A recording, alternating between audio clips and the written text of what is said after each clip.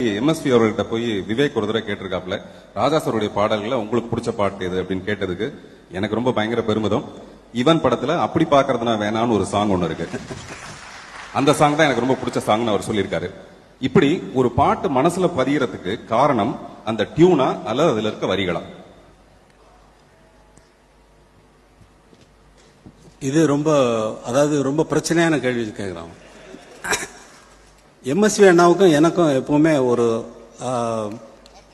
அவர் ஒரு எண்ணத்தில் இருப்பார். அவருடைய காலத்தில் லிரிக்ஸ் ரொம்ப நல்ல கவிஞர் இருந்தார்.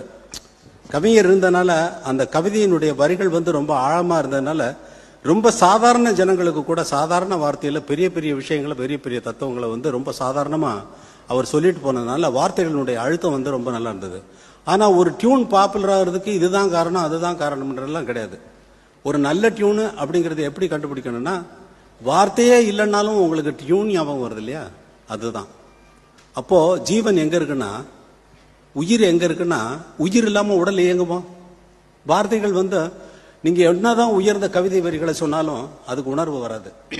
இப்ப கவிஞரே எழுதின பாடல்களை நான் 2 பாடல்களை நான் உதாரணமா சொல்றேன்.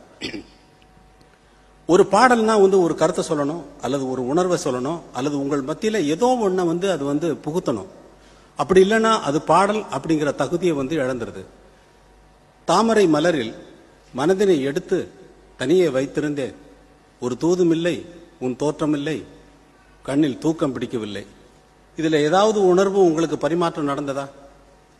என்னடா அது தாமரை மலர்ல மனசை எடுத்து தனியா வச்சிருந்தாளா, தூதும் இல்லையா தோற்றம் இல்லையா, ஒன்றும் புரியலையே அப்படின்னு.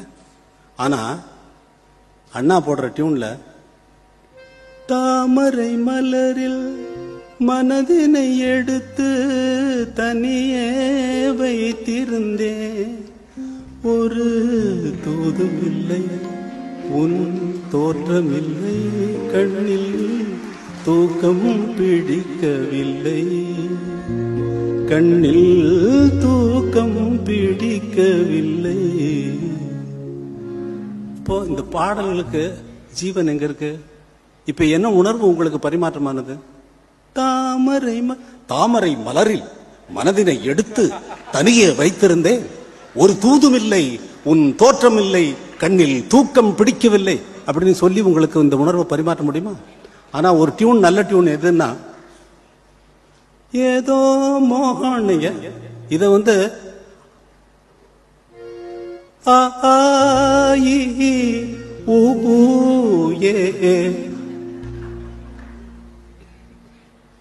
வரலையா, நல்லா இல்லையா? ஆள்னா பாடினா கூட அந்த டியூன் நல்லா இருக்கணும். அது எவன் பாடினாலும் நல்லா இருக்கணும், யாரு பாடினாலும் நல்லா இருக்கணும்.